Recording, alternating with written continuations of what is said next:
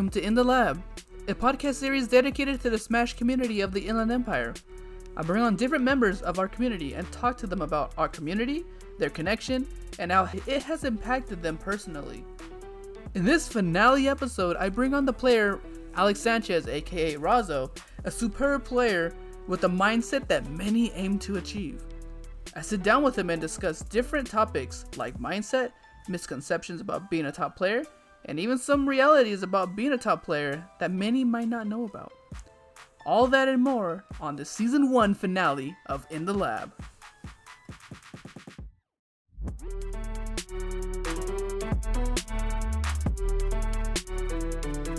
Welcome everyone to In the Lab, a podcast that aims to bring more light to the Inland Empire here, more specifically the Smash community. It's been some time since you guys heard an episode from me, and I apologize for that, but I definitely want to come back into doing this so much more for the Inland Empire Smash community, Ultimate community. For this episode, which is going to be actually the last episode of this season, I'm bringing someone that everyone does know, the music producer, the Peach Man himself, Razo. If you don't know who Razo is, we're definitely going to learn so much more about him today. Razo, how are you doing this? I'm doing really good, dude. You're really good? Really good. Yeah. How about you? Hey man, I can't complain right now. I mean, the fact I'm able to talk to you right now, man, it's just feels so great. You're the homie. No, definitely, dude, definitely. So I'm really excited you were able to come onto my show and really talk about yourself, what you do for the community, as well as the IE Smash community. Because you can say so yourself. You've been involved in the community for some time, haven't you? Yeah, it's been like almost 6 years now. And it's funny 6 years. because it, Wow. it it started with it started with just like a friend that I knew that played Smash, Yeah. and then we went to one tournament, and that was it. Like that's where it all started. Like Yo, what I tournament was met that? everybody there. I met What everyone there, and it was just like I gotta keep doing this. This is fun. Dude, honestly, I had that same experience, dude. So, what tournament was that first tournament for you? I think the first one I entered was Wednesday Night Fights, but this was back in Melee when I was a Melee player in Oh, back 2015. in Melee? Dang, man, Melee days. That's way back. Yeah, Yeah. I really liked Melee and I liked Falco. I liked Falco's all your main. the Shine combos were so cool, and Dude, yeah. but yeah, ever since then I was just like, damn, this game. There's a lot of creativity, and Yeah. it's just Smash in general. Like even if it wasn't Melee, if it was like Smash 4, there's a lot of like mind games and tricks and things. Like hmm there's so much to learn, and then there's a lot of people to meet too. Yeah. And you said like you started with Melee, right? Like you said? Yeah, But I know that for me, I got introduced to you actually through Smash 4. And I feel like, correct me if I'm wrong, but is that where like most of your growth happened in Smash 4? Or like where honestly, you build yourself up more? yeah. So the way I thought about it was like I would obviously I went to Night Fights beef back in the day. They had Melee there, but Yeah. they also had Smash 4 tournaments, and I noticed the Smash 4 tournaments were for some reason they were getting more entrants than the hmm Melee ones in I Wednesday Night Fights. Um, and then I just kind of looked at everything from like a bird's eye view, and I was just like, hmm yeah, Melee's it's very technical and demanding. Although I do believe I could have done it, I think it would have been way harder. Yeah. And Smash 4 just had a lot of room for pioneering and kind of like stacking on the meta, like adding to Yeah. the meta. So I was just like, you know what? Let me try Smash 4 because it's new, and I'm hmm pretty sure I can do some things that that some people haven't figured out. And surely enough, I did with Peach. Yeah. I started Yeah, doing you a lot of did. footstool combos and all that stuff. I had a lot more fun in that game just because I was more into it. Yeah.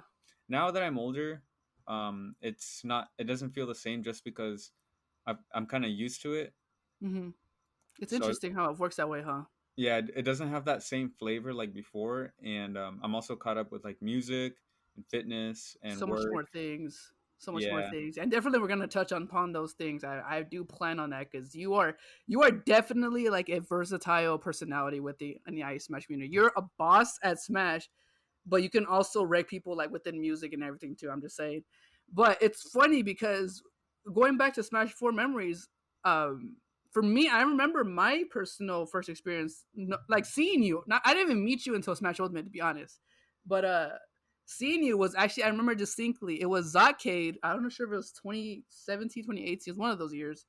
And I remember I was chilling. I think I already got out of bracket. I did decent, whatever. But I remember seeing that I'm Hip was in winners finals or grand finals against someone named Razo, and I was like, oh, that's crazy. And at that time, Hip was the dominant factor. Hip was like the one where like you're, man, if you go against him, you're gonna lose basically. But the fact that I was hearing that like, yo, Hip is losing right now or he's having a hard time was just perked my interest, and I was just like, wait, hold up, wait a minute, what is this? And I had to go see, and I see this Peach wrecking him with some combos on his duck cut and Olimar, and literally I just could not believe my eyes, and I was like, whoa, who is this guy? And then they're telling me like that's Razo, he's just a dope Peach player, and for me that was my first like exposure to who you are, and I really wanted to share that since you brought up like Smash 4. And that's really where everything started, you know what I'm saying? Yeah, I will say that like at that point in time, I was around my peak. Like I was playing pretty good. Mm-hmm. So before 2018, in December of 2017, Yeah. based on results, and I'm this is like solely based on results. I was actually the second best Peach player in the world in Smash 4. Really? At the time, I had beaten players such as Salem. Not my bad. Not Salem. Mistake. Oh, No. mistake. Ignore that. Yeah, That mistake. was a mistake. Oh, That ironically, yeah, that was a was a mistake. mistake. Yeah, his tag is Tamim now, but his back then it was mistake. He was arguably one of the best, the top AOs. Yeah, I had wins on Manny, who was like arguably the best Sonic in the world at the time. I I had a remember lot of many. wins. I had some PGR wins and PR wins from all over the place. And results wise, I was the second best. So I mean, literally just it was like 2 or 3 months later, Zockade, I'm fighting, I'm hip, and it was like in April or May, Hmm. and I was ready. I felt ready, and Yeah, man. 2018. Dude, what do you remember that moment? Do you remember that moment with that one I described in Zacade? I actually do. I remember. I have footage. Can I popped off after I won because it was game five. Can you describe like that moment? Like I know it's one of many moments you have before where you're like game five. It's a stressful moment. You're like, this is the pinnacle. This is like the moment where it can go either way. Can you describe like that feeling or moment? What goes on inside your head for like a high level player like you? Like It's what goes on? it's very similar to the feeling that I've had when I've won other tournaments against really good players. Mm-hmm. So for example, like when I won an MSM over, I think it was Larry Lur, one of the last MSMs. I remember that. Yeah. Yeah, and then there was another time that I ended up beating Nico at another MSM, and that feeling, just in general, like just winning like that versus a really good player, while I'm fighting them, not really. I'm not really overthinking. I'm just kind of letting my body do what I've kind of practiced or warmed it up to do. Yeah. Because whenever I practice combos or whenever I'm playing in friendlies, I'm not really thinking too hard because at that point you're stressing yourself out. And if you Yeah. overthink, you're obviously going to psych yourself out. Mm-hmm. I just try to like get into a zone, get into a flow, Mm-hmm. and as long as I can tap into that flow state, then I can just I don't even have to think. I can just kind of do what I've had my body learn over many years of repetition and muscle memory. Just kind of do what it does. Yeah. I feel like it's when I start thinking, and when I start really kind of like when I start thinking and when I start tapping into my senses of reality, like, oh crap, like I'm at a tournament, people are watching me. Oh, it's game four, I could lose right now. Like that kind of stuff will always holds me back. But it's always when I'm not thinking and when I'm just letting my body do what it does. And it's Mm-hmm. when my body's in its groove, that's when I know I'm playing good. Yeah, and knowing that, I actually agree with you because I feel like that's such a common thing that a lot of players struggle with in general, even myself. I know about that feeling when you start playing and your focus starts to deviate from the game to like around you. Even though you're playing, you're like in a moment where you should be focusing right now, but all of a sudden you think about like, hey, I heard that conversation behind me, and hey, I Yeah, heard you this, start having that Mr. Krabs right? moment. Yeah, you're just like, oh, okay. I wonder what I'm gonna get eaten. Stuff like that, and you tend to deviate from like, oh, I should be focusing right now, and it's Yeah. natural. Honestly, it happens. It happens to you. It happens to me. It happens to even the best of best players. But I think it's the fact that how do you tap into your own zone, and how do you tap into that inner like hidden power? I guess you can say to really bring out the maximum potential that you have inside. And a lot of players struggle with that, I feel like. And I It's agree with you what you say. it's really, honestly, it's not easy, and I feel like you can't really force it either. A lot of thing I feel like what will get you into that state has to do with a lot of outside factors. Like, say for example, if you didn't get enough rest, you might most likely might play like crap. Mm-hmm. Yeah. Um, if you, let's say for example, you had a bad meal before bracket, that's probably going to hold you back because now you're drowsy. Mm-hmm. And then depending on what you eat, you actually produce certain chemicals in your brain. Some Mm-hmm. foods actually produce stress hormones in your brain, which could cause you to get frustrated in bracket.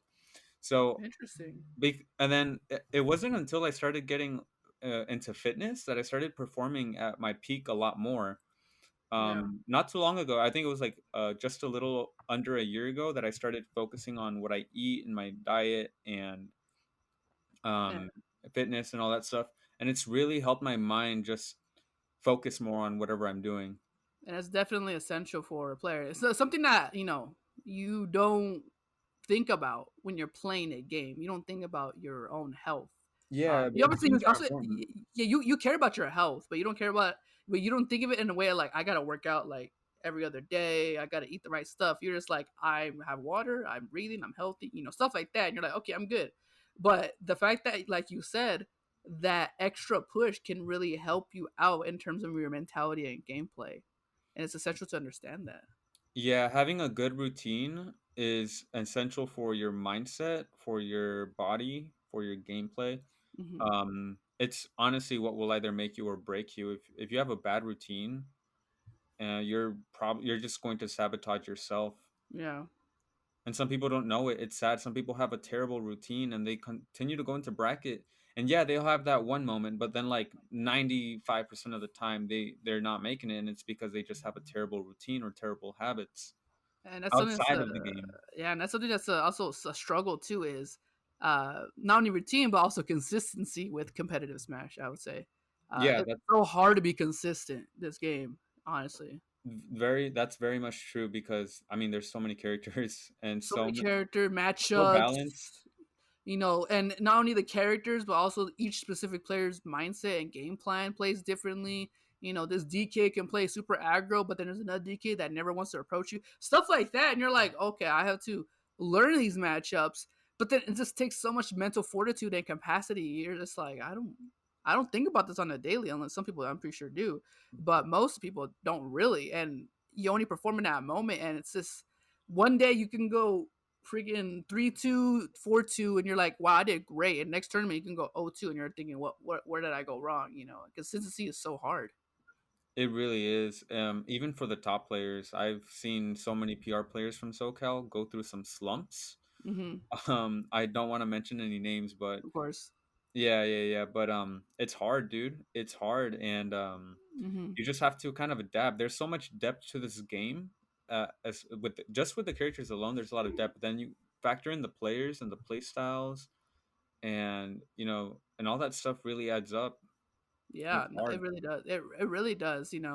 Uh, Knowing that, I know you said that it's essential to have like a sort of routine, but what advice would you give to, say, players who are good? They're good. They're coming up, but they want to break that metaphorical glass ceiling, to get to the next level. And something like mentality is essential to go to the next level. What advice would you give as a high level like top player, uh, in terms of breaking into that next level for any type of mid level to low level player that wants to get better? The best advice I want to say is don't settle. Don't settle. Like, if you get a good win, don't don't settle on that. Don't think, okay, Mhm. I got that win, I'm good. Don't. Saying I'm good, like I'm done, like that's all I wanted, like you're basically affirming that's all you wanted to be. Mhm. And then it's only a matter of time until you're unsatisfied with where you are again, Mhm. and you might either stay there or go back down. So to push it, you really have to kind of humble yourself and tell yourself, you know what, there's someone out there better than me, I got to be like that. And then Mhm. even if you reach that next level, you still got to remember, MKLeo exists. If Smash is your thing, and if Smash, if you want to be one of the best, if that's what you want to do, then you have to have a mindset that is aiming for that level. You don't want to settle. I Hmm. personally don't settle. I feel like I always have unfinished business in Smash with Yeah. other players. Yeah, I agree. It's that constant goal, and that's not It's only a goal for like Smash, it be for life in general, but you can apply it to Smash, where you have that like goal in the end you see, and you want to achieve that. You want to break that. What's after it? You don't worry about that. You worry about what you want to achieve right now, and then you worry about it later. right. You definitely want to take it more like baby steps. It would be unrealistic to just want to be the best overnight, Hmm. but you always want to have at least a goal that's higher than where you are. Because if you just settle, you're only going to be as good as the moment, and that's it. That's all you. And That's as far as you're gonna get. So don't settle. That's my best advice. Just keep grinding. There's always more work to do. that's a Twitter post right there, y'all. Y'all, Razo, I want to see you post that on Twitter after this right now, and people will understand when this episode drops. They'll have to like it, retweet it, and I'm gonna be like, "Yo, I heard it first here and there." You already know. Everybody who's listening right now, you already know how to get better. You heard it from Razo himself. Don't settle, and that goes with anything. You can apply it to anything else you want to do. That's true. Never be content where you are. You can be comfortable where you are, but never be content where you are, because then you'll stop, and you never want to stop. If you can't run, then walk. If you can't walk, then crawl. If you can't crawl, man, you better nudge. Any type of step, any distance is worth something every day. That's true. Uh, Every day there's work to do. every day there's work to do, and if you even do 0.0001% of that, man, you still did work, and you should be proud of that. And it goes to Smash too. If you just play Smash for like 10, 15 minutes, something small, hey, man, you put the work in. And with work comes results, and that's all you're gonna expect. Hmm. Ah, well, that's great advice. Now, I totally agree with everything you say, and I have no doubt that's going to help with a lot of people who hopefully will listen to this and understand it, and take something from it. Take it with a grain of salt. Take what applies to you and apply it to yourself. Um, I want to go back a little bit though. I want to talk about your involvement within the Inland Empire community itself. What has been what is your connection to the community? Right, than just being a top level player, because we know you've been top level PR in IE and even SoCal. But your personal connection to the community. How would you describe your connection to the IE, the Inland Empire, within one word? What would your one word be? I know I'll put you on the spot right now, and I did the same thing to everybody else. I But think I think that what word is just fun. fun! I That's I think new. I like I that. think it's just we can all share that. It's just a common like feeling that I have. I feel like I'm having fun whenever I'm with IE players. Whenever I'm at a tournament, it doesn't Hmm. feel, obviously I'm there to compete sometimes, most of the time, but I can't just be there and have a serious face the whole time. I'm always cracking jokes. I'm always talking to like Nitro, Lumbre. I'm talking to whoever is there, Hmm. meeting new people, and like we'll watch some games from like Yeah, across the room, and we'll see some funny stuff, and we'll talk about it, we'll joke about it. Like, it's always fun, yeah. always. No, the And it's IE like is that fun. in every tournament in the IE, every Yeah, tournament.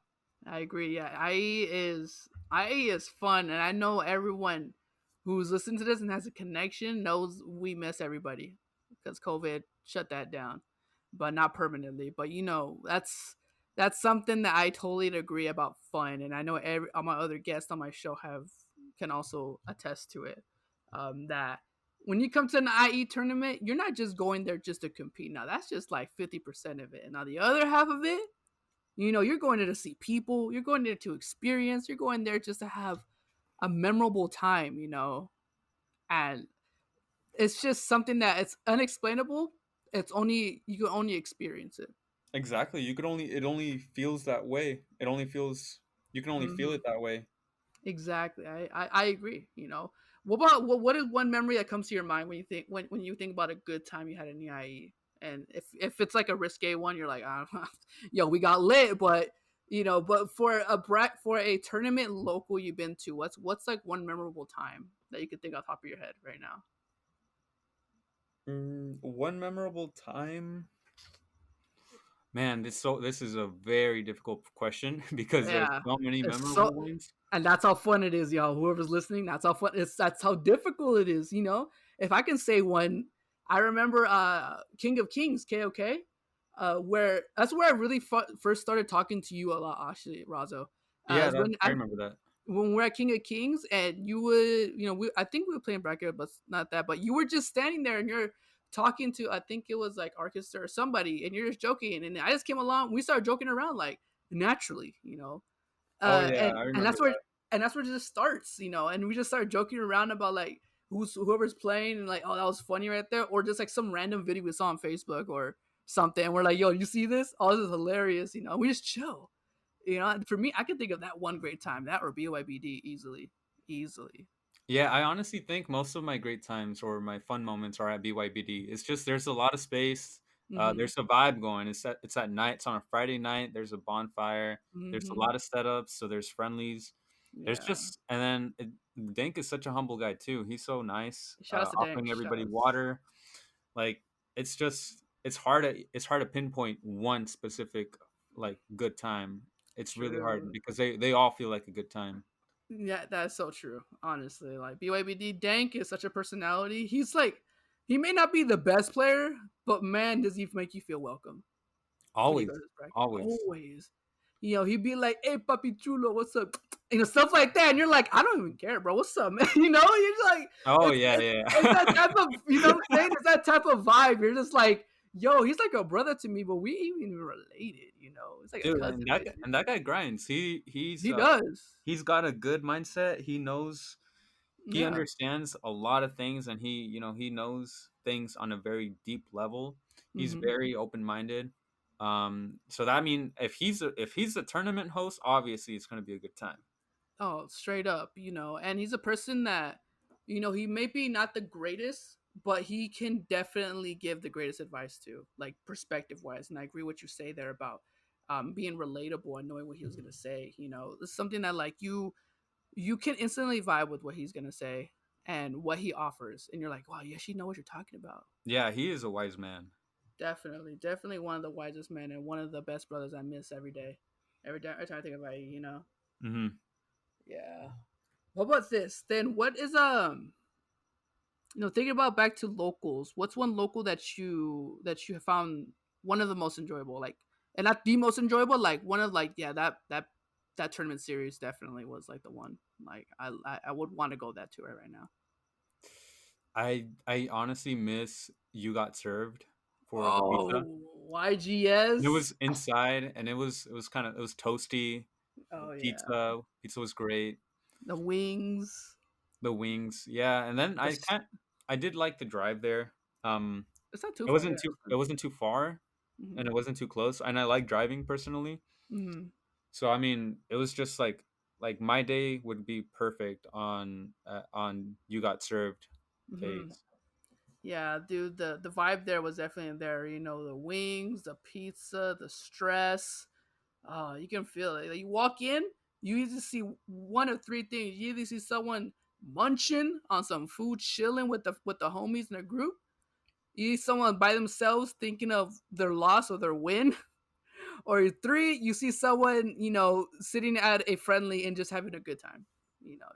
Or someone getting banned because they unplugged the cable from the Oh my, wall. not the cable, dude.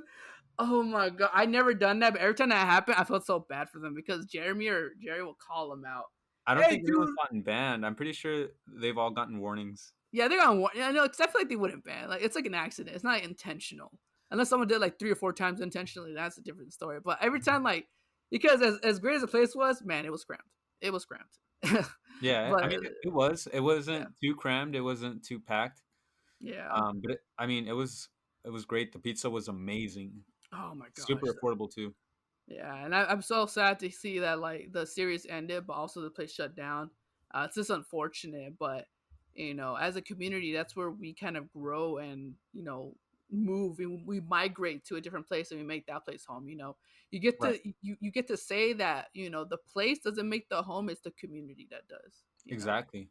Yeah, I agree with that, and that's like something for IE is for me. Like, another definition is community. Um, going more into the community involvement, what what would you say for a way for the IE to it is kind of a deviation, but I thought about it right now and I really think it'd be really cool to talk about it. But it's something that to what is something that you think that can evolve the community, evolve it, like make it better.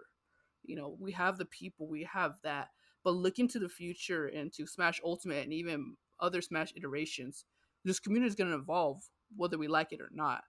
In what way would you like to see it like kind of go on from what it is, if you can think about it? Hmm. I think just um, and rather than just always meeting up for tournaments, it would Mm-hmm. be a lot. I think it would be much better for us to come together if Yeah. not only do we do the tournaments, but also if we just hang out. I have like a page, or not a page. It's like a group chat Mm-hmm. where I have a bunch of smashers, Smash players, but they're also musicians.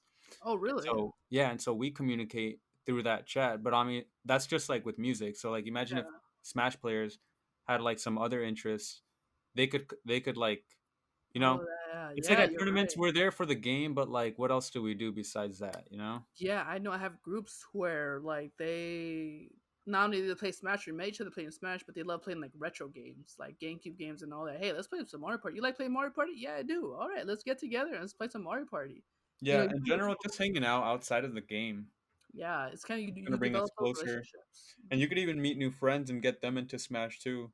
Exactly. People think like, "Oh, I've always seen it, but I never thought it'd be any good." And you'd be like, "Yeah, I can help you out. Let's play a couple games." Yeah, And exactly. that's where you get more people into the community, and therefore much more attention, much Mhm. more, and it gets much more fun too. We love the O2 Warriors. It sounds bad to say that, but honestly, majority of the community are people who don't get the grand finals, the top three. Why? Because there's other people who are good, but also the majority of the community makes up the majority of like the fun and the competitiveness of this scene. You know? Exactly. Yeah, we all start somewhere. It doesn't always have to be Smash. Is what I'm trying to say. Is like we can all just hang out. Yeah, But I mean, let's be honest. Smash is like really, really fun. So it's hard to just not do that. But at the same yeah. time, we can make time to do other stuff. So I think that's what's going to help us bring us together. It's just getting together for other things.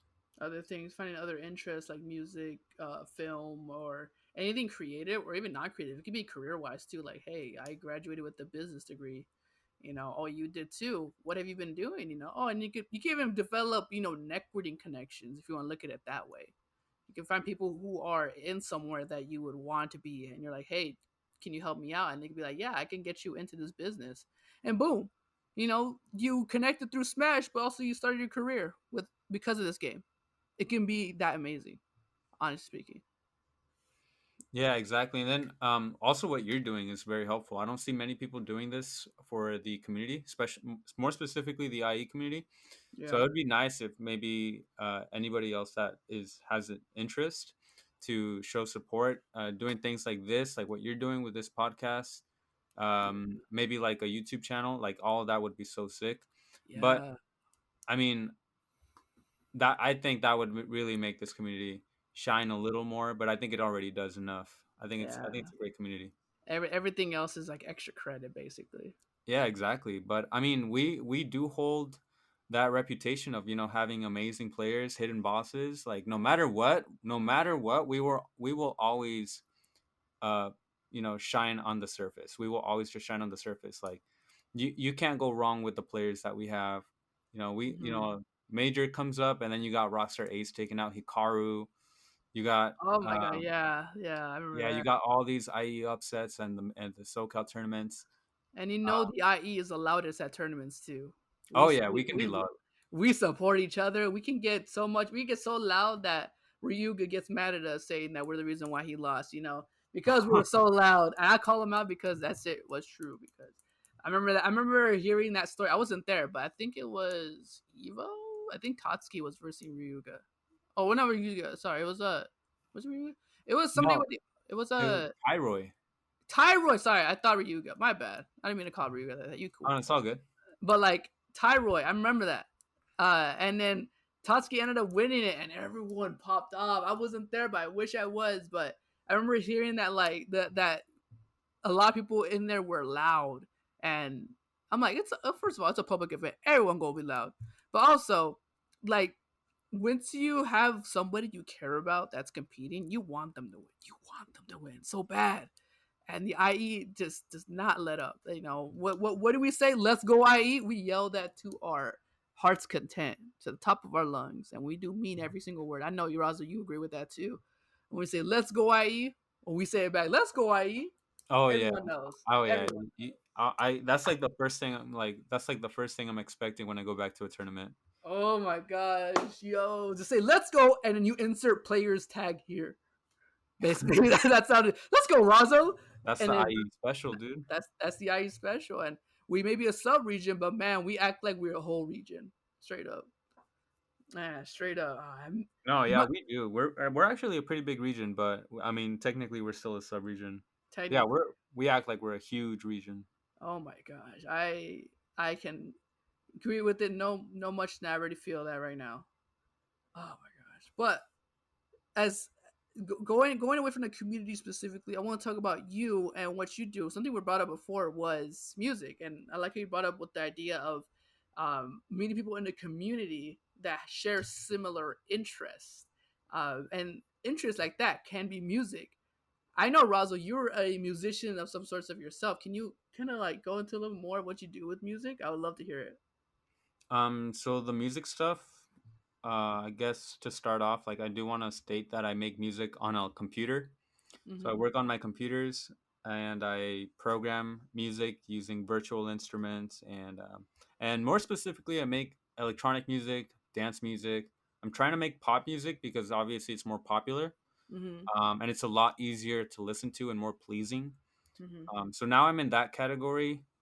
But yeah, in general, I started trying to learn. I started learning how to make music 2 years ago on a computer. Okay.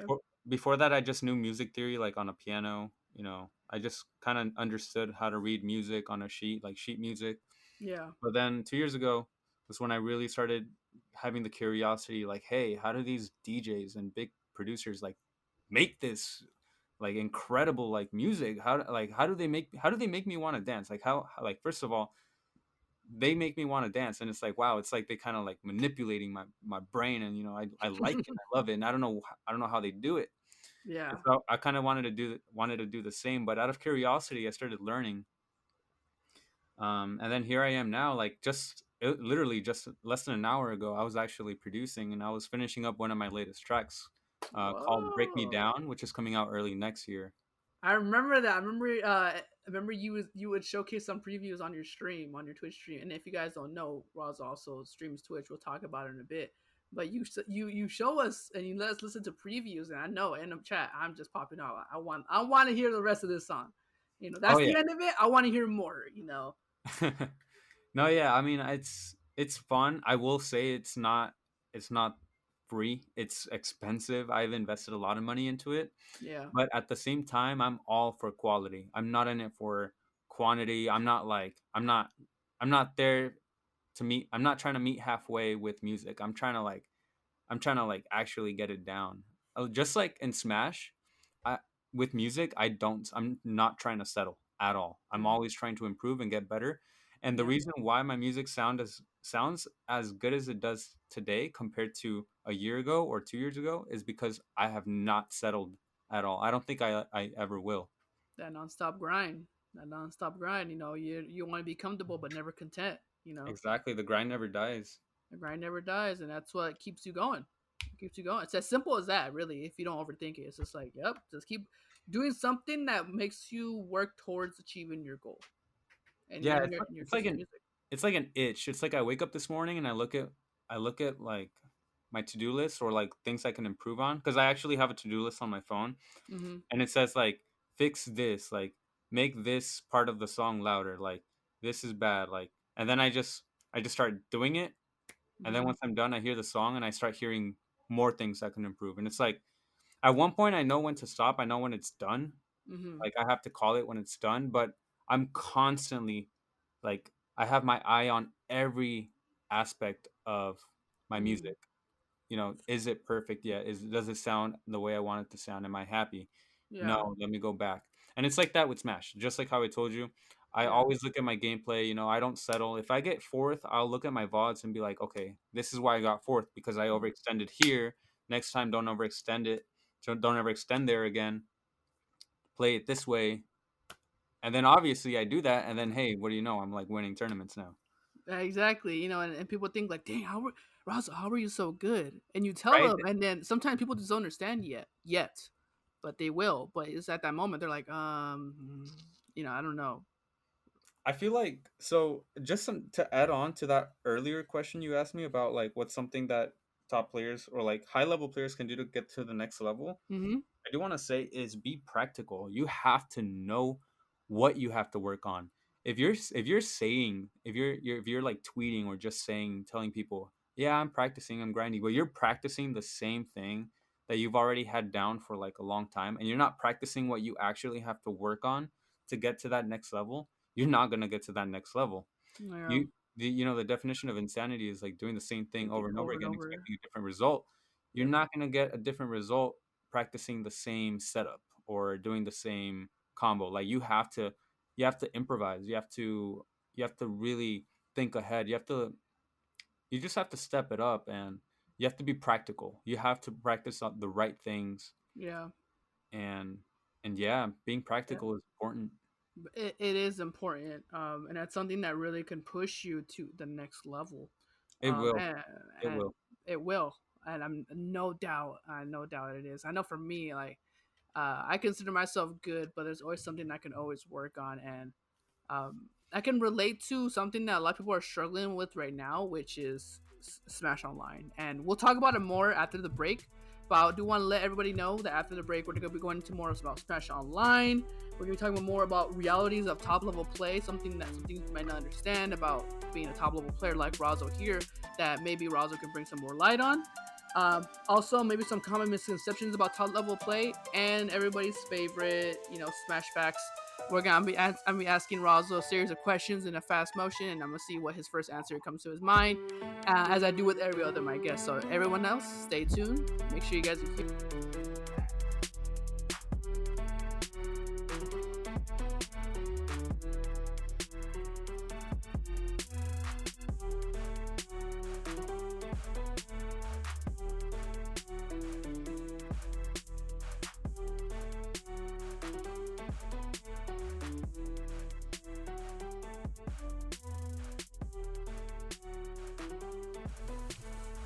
Hi everyone, Danlistoo here, host of In the Lab podcast. I want to take this time during this break to really show my appreciation and support of everyone really supporting this podcast I decided to do. It really came from a place of love and appreciation for this community, what it has done for me, and how it has improved me for the most part. It offered me a community where I can really connect and find something of myself within it.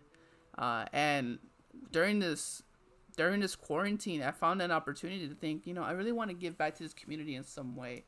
And I thought of many ways, and a podcast was what stuck to me. It's very easy to do, and also it offered me an opportunity to really just talk to the people of this community one on one about really what we love about it. I want to take this opportunity to really thank everybody for the support on Twitter, through Twitch, and the constant asking about when the next episode is. I really took a break with it, and with that break, it really found my spark to continue this. So that's why I decided to make this episode the last finale episode, but also to have an opportunity to start fresh again with season 2. And bringing some new people along, and for more conversation and appreciation. Again, thank you for everybody for taking the time out to listen, and I appreciate every one of you, and you know who you are. Thank you again, and hopefully you enjoy the rest of this episode and many more to come. Thank you.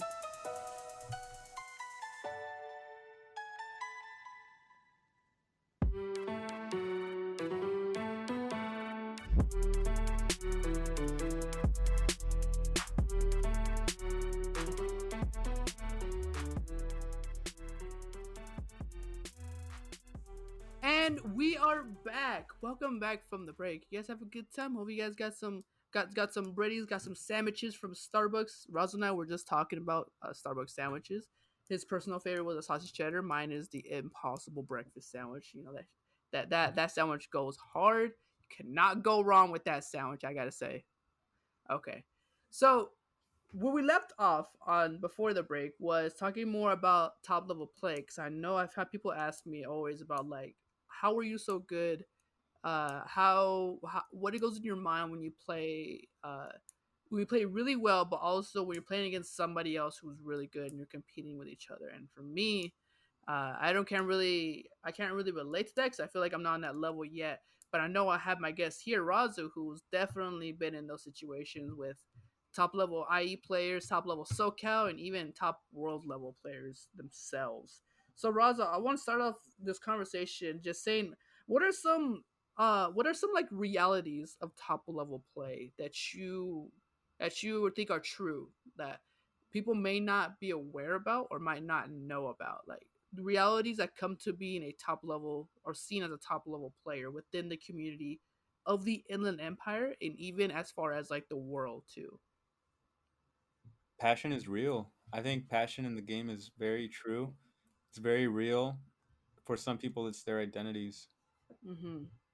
Yeah, that's something that drives. I feel like top level people like past from where they started. You know, there's something you can achieve goal on goal, but then once you verse somebody else who already knows what you're gonna do and kind of knows your game plan, then passion's gonna push you past that. And I agree with you on that passion aspect. Can you elaborate more about what you mean by passion within top level players like that? Meaning, like, if it can hurt if you don't meet your standards or your goals, or if you don't meet your seed or your the placement that you were hoping to get, it Mm-hmm. can like it really depends on your mentality, but it's really hard not to feel like your identity is lost when you go like 2-2 or 3-2 as a high or even top level player. Yeah. It's hard to cope with those things. I myself in the past have like I've cried after going 1-2 after being ranked back in Smash 4. I went Yeah. 1-2 and I cried and I couldn't stop even if I wanted to. I couldn't help myself. Like the tears just came out and I had to take a breather. Mm-hmm. and and I've seen other top level players. I'm not gonna mention any names, but I've seen Yeah. so many of the SoCal PR players just cry it out. Passion is real. Passion is real, you know, and those emotions are real. It's always essential to what's the word, but more or less identify and make them real. You know, they exist. They Yeah, you know, you can't disregard them, and it's important not to keep them inside because it's better. You know, like Shrek said, "Better out than in." He always said, right? exactly. But the passion is there, and each person's passion is different, and it's how that passion drives your perspective and mentality to this game. Some people's passion with this game is just to have fun, and that's completely fine. Other people's might be to have fun, but also to get better, to achieve more, to be consistent. And once, like it's like you said, once you don't live to those expectations or passion expectations, it's disheartening, really, to say the least. It hurts. Yeah, it really hurts. Yeah. What why do you think that, in your opinion? Because you know, like we said, passion is real. Passion is and sometimes essential. But why do you think so many players take this game so seriously like that? When in the face of people will say, "Come on, man, it's just a game," you know. Why do people take it so much more to heart than others may? Because to be honest with you, it is definitely. I think right now in this day and age, it's more than just a game. There Mm-hmm. are opportunities out there that could be yours if you could only be at that level, if you could only stay on top. But um, but then imagine just losing to just somebody who isn't, at that level, and you lose to them. Like it can really affect you. It really feels like you're holding yourself back. It really feels Yeah. like you've lost a lot. Hmm. And the people who say it's just a game don't understand. Clearly, they don't Yeah. understand. I 100% understand because I've been there, and Hmm. it sucks. It It hurts, and like sucks. I said, I've cried. I've had my moments, but Yeah. And everybody else has those too, I'm I sure. mean, those moments are what have made me stronger. So it's all Yeah. about like just what you do after a loss, like that matters. Like how are you gonna come back from this? Exactly. So like the loss is in the past, and which happens in the past you can't change. But what you can change is your mentality moving forward. Yeah, you can learn from your past. That's the great Exactly. part. Now, how about on the other side of the coin, where you lose to someone, but they also have that same passion? You know, they're actually pretty good, and you're just like, dang, they got the best of me. How should a player take that type of moment then in that regard? Do you mean if I'm not the one on top, but I still lose? Like you verse a player and you know you lost, not because you did poorly, but because the other player was better. You know, and it may be someone that's not even known as good. You know, like what they call so-called hidden bosses. You know, a player who was like, dang, I don't know who this person is, but they played super well. I Oh, try, you know, I like get those. very excited when I come across a player like that because personally for me, I don't look at results or like numbers. I don't Hmm. base someone's skill off of their numbers. I base it off of like how they took me down, how they took me out.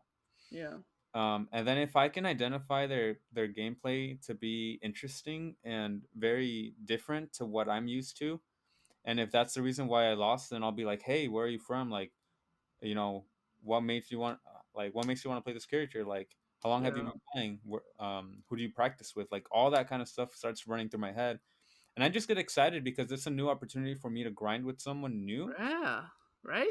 And it's like and you find it's someone like a new, and you're like, collaboration oh, type of thing.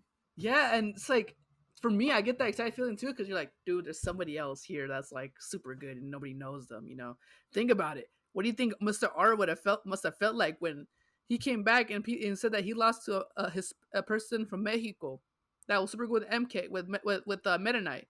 You know, people must have said like, dang, you lost to somebody who's nobody, but little did they know that person grew up to be MK Leo, who's a undisputably best Smash Ultimate player right now. Uh, it's like those feelings at an obviously much lower level, but still that feeling of like, dang, you find someone who's really good, who you can also play with, and also, in a sense, indirectly like mentor them in terms of getting better because you know yourself you're good, and you can help them out, and you want to see them succeed, and this feels great, you know, inside. Yeah, it's a nice collaboration once you actually get to talk to them and kind of pick at their brain, and you guys share and discuss Hmm. ideas on how to improve. Yeah, But I mean, it's real that like passion will always kick in, especially for a player like either at my level or higher. But like, and it does make me upset when I lose to those type of players. But more than anything, it makes me excited sometimes, and I just like talking to them.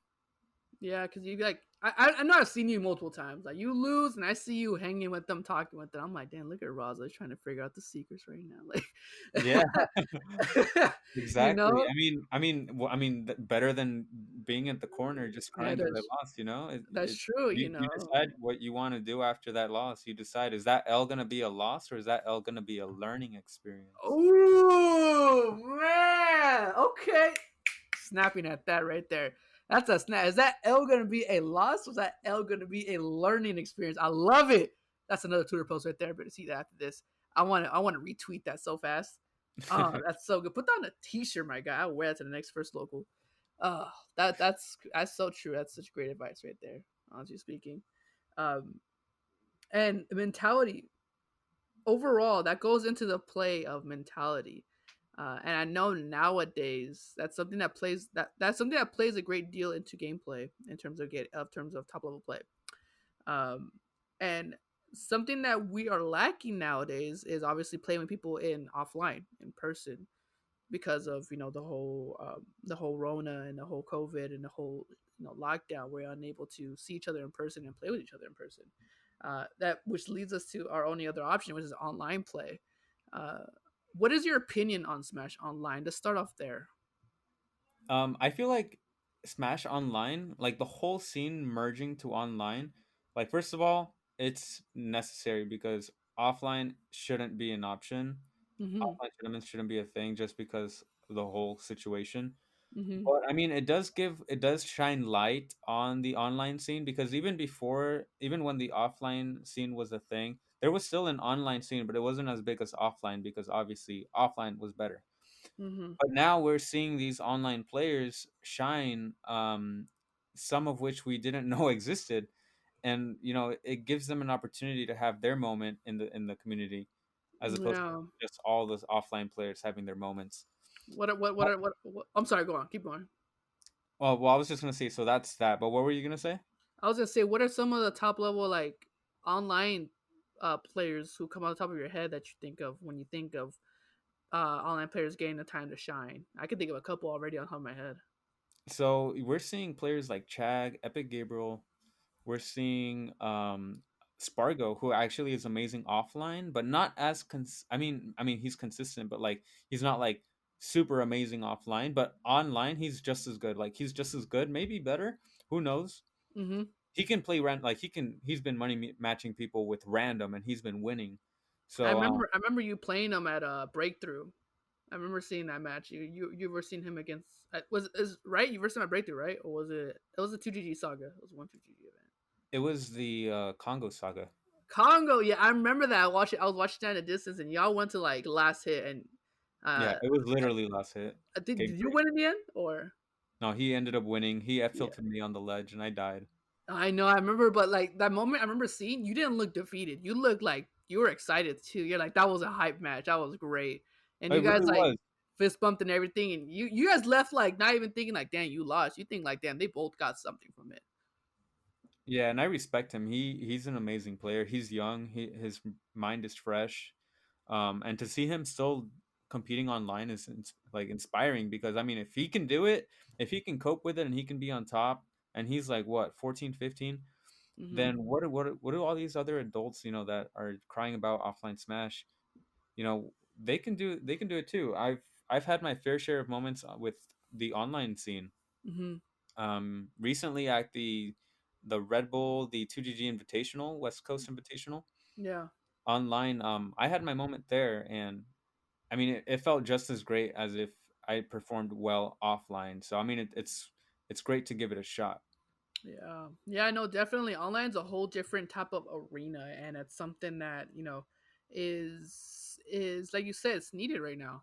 Um, I was in Wadi's stream earlier before coming to this podcast, and I remember I asked them thinking, what should I say when people tell me, like, ask me why I'm still playing online if it's bad or it's trash. And he said, I remember Wadi telling me, he's just saying, what else is there to do? What else can you do? The way you say it, what else can you do? Yeah. And I'm like, Exactly. well, That's yeah, you're right. It's like, shoot, what else can we do? What other choices is? You can play with other people one on one in person, sure, but not as consistently or as comfortably as you could before at this moment. Obviously, we could be in a better place later on, but right now, what can we do? You're right. That's true. And then there's also ways you can prepare yourself, even without online for offline tournaments. Just like go into training mode, like Mm-hmm. try to, go into versus mode with CPUs or fight your brother or sister or whatever. Yeah. And just kind of like understand other characters, learn their combos, just learn the game like all the way. And I bet you anything, like you will be that much better when things come back. But Yeah. I mean, online Smash is still, in my opinion, just as good. It's not Great. comparable at all, Not comparable. Not even close. but it is still good for learning matchups. It is still good for kind of understanding how interactions are working, play styles. It's great I for mean, also understanding your character too. Even. that's true. Before I was even ranked in Smash 4, before I went to any Smash 4 tournaments, to be honest with you, I was playing For Glory for like almost a whole year. I existed solely online, and For Glory was worse. The Wi-Fi was worse. And so if I could learn that much and then eventually get ranked off of Wi-Fi, then somebody else can too. Yeah, I totally agree, and it's something that like for me, I would also give make the point of utilize your tools, and for me, I use Twitch. That's something that we all been doing, either streaming or not. I take it there's so much of great players who are streaming themselves playing Smash, and they'll do like viewer battles. Do viewer battles, man. Be that first viewer there and join that queue and play them online. I had the opportunity. I've ever seen like starting back in like March or April. I had the opportunity to be diverse like Kiraflax online a couple of times. I versed K9. I versed Jump Steady or AK Jelani. I versed, MVD. I versed Wadi already before. I've versed all these players that you would naturally never even have the chance to offline, but online now. And there's Right, those all of that is opportunities. possible.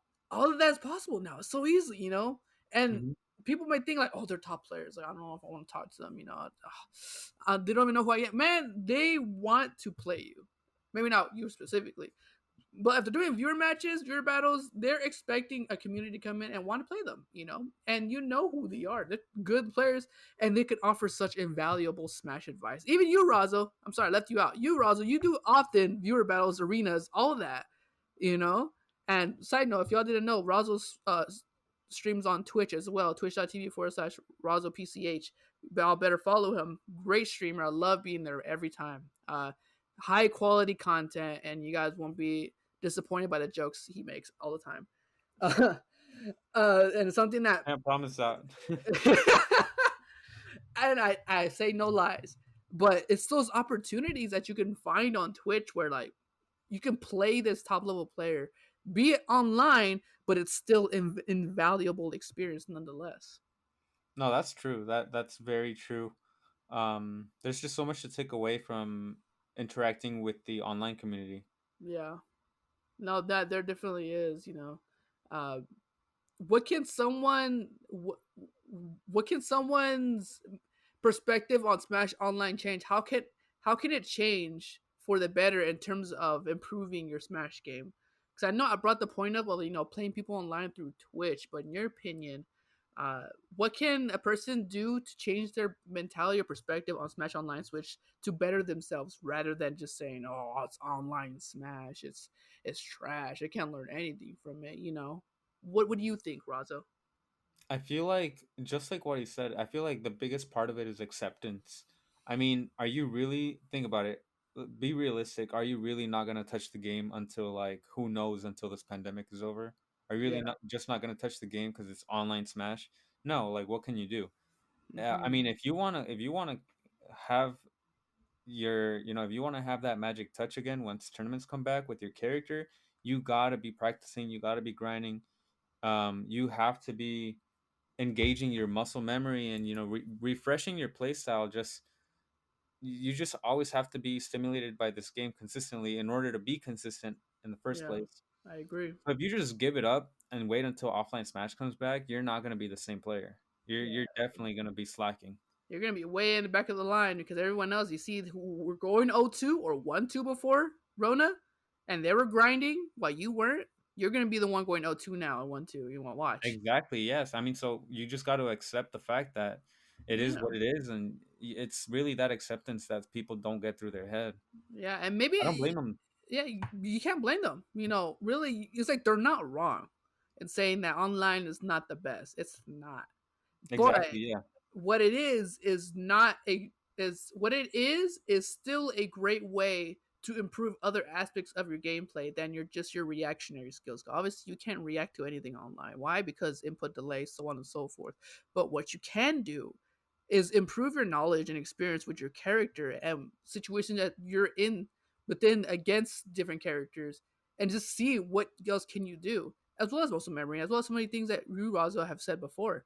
Uh, Shoot, I'm gonna say it right here, excuse my language, I was ass with banjo before Rona.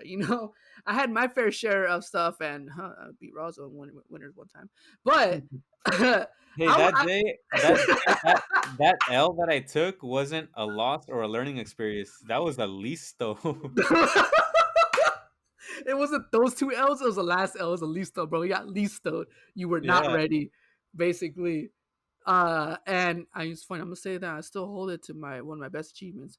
But point is that I'm not the same banjo that I was then I am now, and I attribute that so much to me consistently playing online Smash or just Smash in general over this whole time. If I had stayed at that same level, and I would say right now, like I haven't played Smash since then, I probably would be still, cheeks at the game. I would be bad. I would be. I still wouldn't know what to do. But the fact that I keep playing it, it improves my mentality and my perspective on playing the game, my character, and as well as having fun with the game. It's the way you play it now. And for me, going back to then, I had some results in Smash 4. I was starting to get top 8 pretty consistently, and I was starting to be known as someone. Back then, I was known as Danlistoo, but now I'm Danlistoo again. People started to know my name because I was a good banjo, and it felt so weird to me. So I was like, you know who I am? And Razo, I'm pretty sure you can attest to it. Did it feel weird when people kind of knew who you were without you knowing them? Yeah, honestly, it felt really weird, especially when this game came out. Like, it was some of my first few tournaments that I ever went to, Mm-hmm. and these like it was like three random people came up to me like, "Hey, can I take a picture with you?" And I'm like, "What? You're like, Okay." what? I'm like, "Okay." Yeah, you love my music? You do music? I just know about you, Peach. You're like, Oh oh yeah, shit. yeah. I mean, clearly, obviously, just based off Mm, just what I do the most, Smash is like everyone's gravitating to me for yeah, that reason. and it's such a trip, but it's like a good feeling. You're like, whoa, I'm getting known for something I love to do, and I'm good at it. You know? Yeah, I Uh, mean, it feels great, but at the same time, I don't settle for that. Like I said, yeah. I try to get it off my mind as quick as I can, just so it doesn't interfere with my competition mindset. hmm Um, I agree. Yeah, because something but yeah, like it that feels you can't good. let it affect. Yeah, but I'm sure it feels good. And for me, like Oh yeah. it felt weird because I know I didn't start taking this game seriously, like to get good seriously until January. Actually, if you can believe that, I started playing Smash 4 back in 2015, late 2015, going to 2016. And back then, it was just a fun. I remember. Do you remember a guy named Eric or Above the Rest or he played Villager? Do you remember? Do you know who that is? I don't recall. Anybody who played the Pink Girl Villager? He was known in Smash 4 as a good villager, and he doesn't really play Ultimate right now, but he was known in Smash 4 more. Um, Oh, you do you mean Arvark? no, not Aardvark. He's from Inland Empire, but I know who Aardvark is, but no, it's not Aardvark. It's actually another friend of mine, but Oh no, uh, I don't know who it is then. yeah, but he's actually the one who got me into competitive Smash. I remember distinctly it was a moment where I was just chilling. I was actually what was I doing? I was watching Larry Lur and Void on a tournament. I don't know which tournament it was, but on Twitch. And he calls me. He's like, "Hey, do you want to go to a Smash tournament?" And I'm like, "What?" And he's like, "Yeah, it's Smash tournament competitive. We play for money." And I'm like, and I remember in that moment, I was almost gonna say no because I was like, I kind of want to watch this, and also I kind of don't want to go. I'm like, ugh, right? But I was like, oh, it sounds like fun. Forget it, man. That is where it started for me. That's where the competitiveness for it started for me. And that first tournament, believe it or not, was actually Battle on Bennett, Fonzie's tournament, and that was the legendary local right there.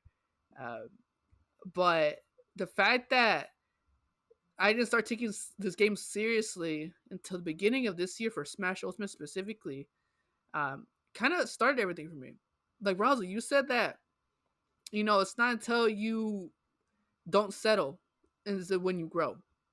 Man, I settled for a while. I settled for 3 years. I was thinking, hey, I'm only playing for fun. I'm not really playing to get good. That's literally what I told myself all those years because I just want to have fun with it. I feel like every time I lost, I'm like to make myself feel good. I don't know if you can relate to this, but I told myself like, it's just a game. It's whatever. I'm just having fun right now. And Mhm. sure, I felt good in the moment. I was like, okay, yeah, cool, we're having fun, woohoo, yay! But I never got good from it. The only amount I've got good was actually just keep playing. That was about it. But I never understood why. Um, I don't know if you can relate to that. Did you ever have a moment when you first started where you're just like, whatever, like I'm just playing to have fun, or did you Yeah, have like that waking moment where you're like, I want to get good now? yeah. So I mean, it was in Smash Four when I first started going to when I later started going to Wednesday night fights a few months after those melee tournaments. Mm-hmm. I met a friend. I already had a friend named Gritchard with a G, like Gritchard. It sounds kind of Gritcher, weird. Yeah, it sounds Gritcher. kind of weird, but that was his name or his Uh-huh. nickname. And he told me like, hey, you should play my friend Sura, who at the time was a really good Mario player. That was almost SoCal PR. He was like 22nd or something. Oh, really? Wow. Yeah, and I ended up beating him, and he ended up doing what I do with all the people that beat me. He ended up talking to me like, "Hey, Razo, like you should come grind with me. We can exchange information, whatever." Oh And shit. so Okay. we started grinding. We started sharing knowledge, and he Knowledge. kind of leveled me up. And it wasn't until I started I started like getting good and beating good players and started getting PR wins that I started to kind of be like, oh, you know what? I might be able to do this. I might be able to make Mm, SoCal PR. I might be able to win a tournament and make money. I was like, let me yeah, just keep going. Let me just push it. And I yeah, did. yeah. And where do you think that pin that point, that center of where it comes from? Because obviously, from where it came from within you, birth your motivation to compete and to get better and better. Do you think for you personally, it came from a place that you truly enjoyed the game, or where do you think it came from in your personal perspective for yourself? I feel like at first it just came from like it came from exactly what I just told you. Mm-hmm. That thought of like I could do it. Of Mm-hmm. like I just need to like That think about it. possibility. Like think about it. Like while you were while I was having fun and while I was practicing with my friend here and there, I was getting better. And I just told myself, you know what? If I just keep doing that, I'm gonna keep getting better, right? Yeah, yeah, And obviously it worked, but then at one point it got harder and harder and harder, and it just got ridiculously hard. But I mean, it was that like thought of I could do this, or I could be yeah. better, or I could actually make it here. That was the biggest thing, but then the second biggest thing was the kind of like the pressure or the expectations that everyone else around had of you, or at Hmm. least of me. Everybody Yeah, would be like, "Oh, that's you know." A lot of people I'd hear people talk about me like behind my back. They'd be like, "Oh, that's Razo. Like he's you know he's up and he's so coming. You know good, right? He's so he's good. beating like this player. You know he's beating that player." So many people have talked about me like What does that make you feel on. like? It's very flattering, but at the same time, it's kind of scary because You have like a now it feels target like on you. yeah, now it feels like I have something to live up to. Yeah, But to yeah. be honest with you, like I said, if I just shut off my brain and I just let my body do what I've trained it to do, Hmm. then I can play as good as I can and And hopefully take the W. that's another reality you even pointed out about being a top player is that the fact that the people talking about you, that's something that it's a reality for top level people to experience. And so, and it may be scary, like you said, at first because you're not used to it. You're used to being that underdog, but once you start, defying people's expectations, you're no longer the underdog. Now you're the one being cheered against. Right now, it feels like you have something to lose Yes, rather than having something to win. and Because that's that before that, pressure. Yeah. before I was ranked, I had everything to win, nothing to lose, everything. And that thought of like I could do it. That thought of I could do it was like the biggest like it fried my brain. I felt like a crazy person. Like I wanted to do it so bad. It's like imagine if someone told you like, hey, like I'll give you like $1 million if you stack these really heavy bricks, right? And like let's say you're tired at like brick number 9, but you know you're gonna get a lot of money if you stack that last brick. Like you think to yourself, oh, I could do it. I'm almost there. Like that's the mentality I had. It's like this great opportunity was right in front of me. I just had to push a little harder, and I did. Yeah. But now it feels like I have something to lose. Yeah, and that stress, but also that good feeling. It's kind of like you're having a battle within yourself because you're like every person has fears and every person has insecurities, and those can hinder you from achieving those goals. But once you push past that and you're like, nah, I can do this. Boom, you can achieve it. Here's the crazy part. You know, funny you mentioned that. I actually have a lock screen wallpaper on my phone right now, and I'm looking at it right now as I speak. Oh, really? And I have it as a reminder. It's basically a quote that I wrote out, and I read it somewhere, but it really stuck with me. And it says, the quote goes, "What we fear in life causes us to create the very circumstances we are trying to avoid." I feel like when you put yourself in a fearful mindset, you create, you manifest uh, that as your reality when you are in that fear. Like there's been times where I've been afraid of fighting a certain player, even though I know I'm better than them, like realistically, but I Mhm. lose to them because not necessarily because I lost to them, but because I started playing bad because I was scared Yeah, like and I lost as a result. you were afraid of the result. It's kind of like, oh, like you're up a stock, right? And they're bringing it back, and you think to yourself that one thought. oh shit, they're bringing it back. I can lose this. Yeah, you can easily Destroys you. you start to manifest that, Yeah. and it's scary. So I mean, just having fear on you is already like a big red flag. You almost have to pretend like you don't care. I feel like when you feel like you don't care and you feel like you can only win, because realistically, honestly, like no matter what, even if you lose a set, you always win. You always win knowledge. You always win. If you lost a set, that means that you have something that you got to learn and something you got to work on. It's like when you die, it's like when you get hit as Mario or Sonic, those rings that come out, or like Yeah. coins that come out, and you got to collect those rings. You got to collect those coins. That's Mm-hmm. what you got to do. That's what you earn after a loss. Like I Yep. said, an L can either be a loss or a learning experience. You never lose until you give up. That's Exactly. You don't lose until you give up. we just spitting. We just spitting right now, man. I need to clean off my mic because man, what we saying is man, we spitting right now hard, man. Yeah, Yeah. So I that mean, was yeah. so yeah, just having that fear is already like psyching you into almost basically you're putting yourself in an environment, in an atmosphere where you're more likely to lose just because you have that fear in you. And Yeah. it's crazy because some people have even told me, like, Razo, like, whenever I see you lose, I don't see you lose because you're bad. I see you lose because of yourself. Like, I can see the fear in your play style. You don't play like that versus me. Yeah. And I'm like, yeah, you're right. And it's crazy how top players can see it. It's like, it's like they're in my head. It's like, it's like Yeah. And, tele telekinesis, I think is what it's called. like telepathy or something like Yeah, that. yeah, telepathic. There you go. Yeah, and it's kind of like you don't want it, and also I feel like correct me if I'm wrong, but you don't want to be told that. You're like, I don't want you to say it. I don't want you to see it, but you know it's true. It's like the hard truth. You gotta face it. You're like, Yeah, not at all. I don't I want to don't be want to be told told that. saying like you're playing trash. You're like, I know, but I don't want. I know I'm not trash. Exactly. But I mean, at the same time, it's hard to fight it. It can be hard, but that's what going to tournaments is all about. It really depends on what you want to work on when you go to a tournament. Sometimes I go to a Mhm. tournament just to work on my nerves. Sometimes I go to a tournament to work on maybe a matchup, but mostly I go to work on my nerves. And oh yeah, God, nerves is something that I feel like is always the first challenge, the first real challenge any player that wants to get good faces. You Right. It's so you easy to fall yeah, into that deer in so the easy. headlights, It's tunnel so vision. easy because then like I said, like until you learn how to keep yourself calm and focus in certain situations. I remember I finally overcame it, but I had that struggle for a while where like your heart would race. You're like, oh my god, my god, my god, like what am I doing? And you start autopiloting, and autopiloting is something that you will always hear about getting better in Smash. It's something that you start playing without thinking, and then once your opponent catches on that, oh, it's over. You're done. It's the fact that you don't let those fears, that nerves get the control of you, and you don't start autopiloting. You start getting grounded, and you're like, I know what to do.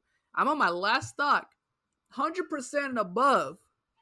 Best believe I'm about to bring this back. It's stuff like that, and you don't let the nerves kick over you. But it's something that also a lot of new upcoming players struggle with.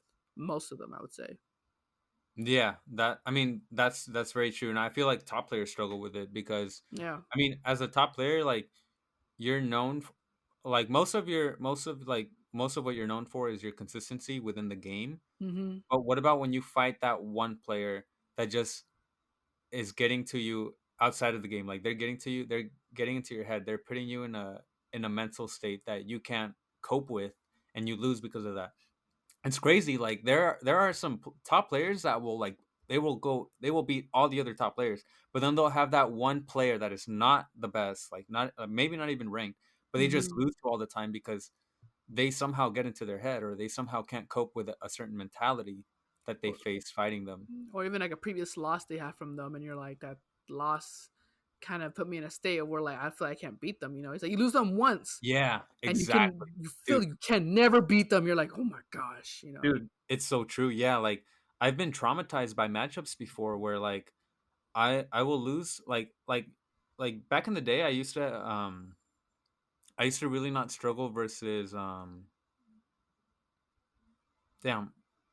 Like what character? I'm trying to think of an example, but I remember, oh, it was the Palutenas. Like, I used to never struggle versus the Palutenas, but it wasn't until I lost to a certain Palutena, Chase, Mm. that I kind of got like scared of the matchup. Traumatized. You're like, oh shit, you know. I mean, traumatized is like the most like in extreme word to use here, but I was like I was just scared of like Palutena players, and now every time I fought a Palu, I would started to psych myself out, Oh yeah, and that I started projecting my fear, and my fear would manifest into reality. I started losing to other Palutenos that weren't that I was, I was a better player than them, but they beat me because I couldn't cope with that mental state. You get what I mean? yeah, I agree. Yeah, it's something that when you put yourself in that state, you start spiraling. You know. Yeah, you start to project your fear into reality. Yeah, and you just and Start then to you sit project. and then you start losing all focus, and it's over. You know. And And it shows, and it yeah, shows. Like the match before that, you were like in your opponent's head, and then now, like now that you're fighting this other player that plays that certain character, like now it's obvious that you have like you're rolling because you're scared or you're holding shield too much. exactly. And then they catch Yeah, on to you're that, freaking out. and then it's over. You know. Hmm. Yeah, I completely agree with that. And you would say that even top players struggle with that, huh? Yeah, it's really hard to struggle with that because think about it. Like if it comes down to like a matchup thing, like hey, easy peasy, just like watch the bot and learn from it, and like don't do that next time. Yeah. But a mentality thing can come back in a snap, dude. Like it can come back. It's like it's like something that happened to you in your life. Like let's say something terrible happened to you in your life when you were young. Mhm. If you get a glimpse of that now, like it'll come back. It's easy to come back. It can attack you mentally, Yeah. like instantly. And that's how top players sometimes have they feel that way sometimes depending on what happened. Yeah, and then that's when you figure out though in the end like I know what to work on. And that's when you work on and the only way to get over it is when you're placed in that situation again in bracket in the moment and you overcome it. You have to confront it. You Yeah. really have to confront it. You have to stop being scared, and you just have to do it. You have to do it. That's it. You know, you can beat your friend's Palu so many times in friendlies, but it doesn't mean anything until you beat that maybe that same Palu or another Palu of the same level in bracket, and you're like, I got this. You know. Exactly, yeah.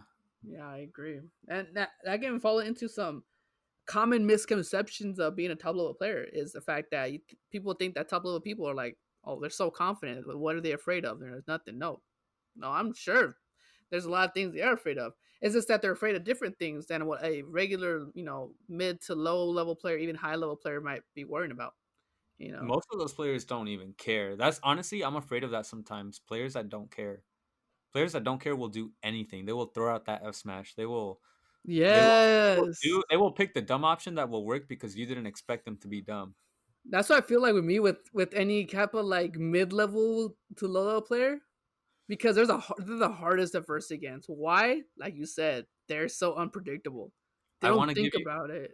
I do want to give you some advice on that though. Like if you ever this is what I do versus players I've never played before, and usually my round 1 or round 2, most of these round 1 or round 2 players were seated there for a reason. Don't they're not like great. They're not amazing. So what I do to beat those players consistently is I position myself where I can react to everything that they throw out. I just whiff punish them basically. That makes sense. Yeah, you make Because them do something first.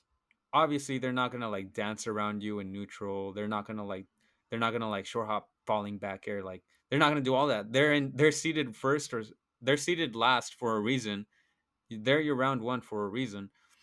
So just whiff punish them. Yeah, Just wait for them to pick the bad option and then just react and then just punish them. it's funny because I learned that too by playing online so many times and playing top level people. Is when I realized that something that's important to understand is slow down. You know, you don't always got to be moving everywhere. You, Exactly. you Yeah. just stop and just see what they're doing, and literally you learn so much by just doing it.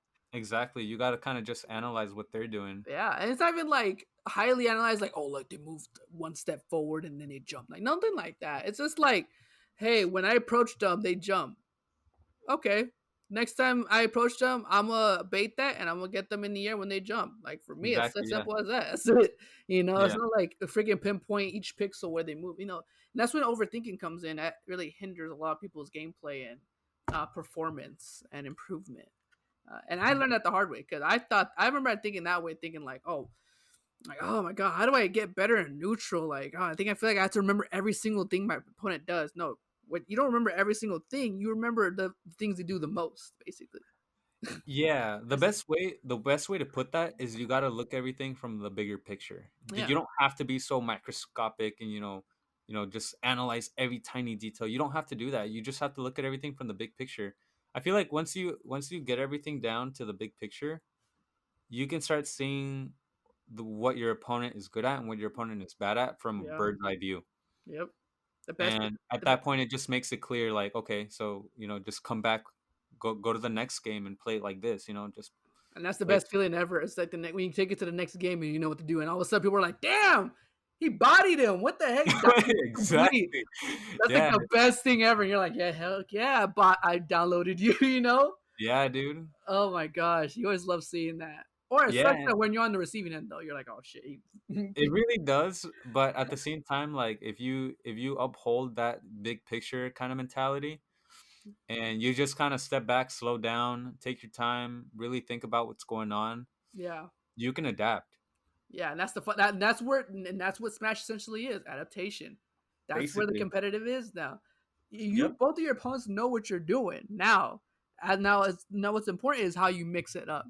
And that's what people don't understand. That's why it's so hard to play this game so consistently well and competitively well, is because you always got to be changing it up. You can't. There's not one method that always works. You know, it's not like a traditional 2D fighter where this combo always does this damage, or in terms of I know when you jump I can lock you down in here. No, Smash, man, you got to worry about X axis, Y axis, and even in some cases Z axis too. You That's gotta, true. you know, That's very much true. and people don't. That's why people find it hard to understand competitive Smash, even with Melee. There's so much more. Melee is a whole nother level, and I can't talk about that because I got no experience. But I can talk about Ultimate, where it is much deeper than it seems. Yeah, it's easy to pick up, but man, is it hard to play well, really Oh well. yeah, there's so much depth, and then here's the thing: Nintendo's always updating and patching the game. Yeah, There's always going to be new stuff. There's always going to be more depth to it. A new yeah, character, we got Sephiroth. Like there's just going to be more things to learn. It's always like I said, it's like a never ending never learning ending curve. learning. And that's what's the fun about it. You can always learn something new. And when you verse someone who plays a character who you thought you had down, and somehow they beat you, and you're like, dang, it's frustrating. I gotta admit, at times it is frustrating because you feel like you had that matchup down, or you feel like I shouldn't have lost. But Yep. then you take a step. So what were we gonna say? I know. I was just gonna say like you just gotta just take it slow. Don't burn yourself out. Yeah, like enjoy it too. Like it's competitive, is fun and all, but you gotta make sure you're having fun to begin with, because that's when you grow the most. Is when you're essentially having fun playing the game, and then you have fun doing competitive. That's what I've learned. As long as you're having fun, that's what's most important. Yep. Yeah. Well, I think that's a good way to segue into. Uh, I have. I was gonna go to my last part, which is frame one questions, but I want to ask you one thing because I feel like, for people who might not know who you are, uh, this is Razo as well. This I don't know if anybody knows, but also he mains Peach and Daisy, and a pocket snake, as I've been told. I know he has a pocket snake that's very good. That's probably top 5 in the world, no doubt. But I want to ask you why Peach and Daisy before we go into the last part section. Why Peach and Daisy as your main? So remember how I told you I was a melee player back in 2015? Yeah, I like melee. At the time, I was playing Smash 4 also, but I like melee more because it just felt more like fast, more stimulating. There was just a lot of like tricks and techniques like wave dashing and all that stuff. yeah. Once you get to that level in melee, yeah, it gets really fast. When you start off, it's slow. You're like, oh my god, you know. Yeah, so to me, before I started playing Peach, I remember going on for Glory and fighting. I used to main Sheik in For Glory because I liked how fast she was. She felt at the time to me, Sheik in Smash 4 felt like a melee character Yeah, because of her combos. yeah. But then it wasn't until I went on For Glory, I fought some really good Peach that was like doing all this crazy flow cancel movement and like it almost looked like Peach was wave dashing, and I was just like, what? Like this Peach is moving really fast, and then I'd be dying at like 70%, getting like I'd be getting back aired and dying really early, like turnip combos, and it was just Wow. I was just like, whoa, I didn't know this character had a lot of depth. I thought this character sucked. Yeah, I really thought Peach sucked. Like I used to make fun of players that would play Peach on For Glory because most of them sucked, and I would just beat them with Sheik, Needle Camp and all that. But this Peach player like destroyed me, and I was like, wow, I didn't know this character had that potential. So I started just kind of learning her because she felt like a melee character. I saw her Mm, as a melee character, and I was like, damn, she's fast. And to be honest with you, the first few tournaments that I went to at Wednesday Night Fights, I didn't care about winning. I just cared about doing all that fancy like movement stuff. Everybody always called me a flashy Peach player because yeah. I would always do all that technical stuff that looked like things you would do in melee. And so Yeah. that's why like I just felt like there was more depth to her, and to me that was more fun. To me, anything that like if you don't have to work that hard and you could win easily, that's not fun for me. Like for me, it feels more rewarding when you work just as hard and and you earn what you get. Like Yeah, I agree. like when you work hard and you earn something for it, like to me that feels good. If you don't work hard but you earn something, that doesn't feel that good. It feels kind of like empty, like an empty victory. It's kind of like you beat Feels someone, but undeserved. yeah, if you beat someone, but they SD during a bracket match, and you're like, oh, Exactly. that's we take those, but honestly, that was pretty anticlimactic, you know. Yeah, exactly. People come in like, yo, we take those Razo, and you're like, but that was kind of lame though, like, oh, you know. Yeah, exactly. I mean, and so I kind of like that. But here's the thing: it's funny because at the time, this is the funniest part. When I kept losing to that Peach player in For Glory as Sheik, Yeah, and I was like, damn, I was getting mad. I was raging in my chair. I was like, like, oh my god, like Peach is the best character in the game. I can't do anything. Like, you felt it before where I'm like floating and mhm. you shield because you're afraid of a fair, but then I drop down and grab you, Oh and it my was god, unreactable. and you're And now like, ah, I saw it coming too.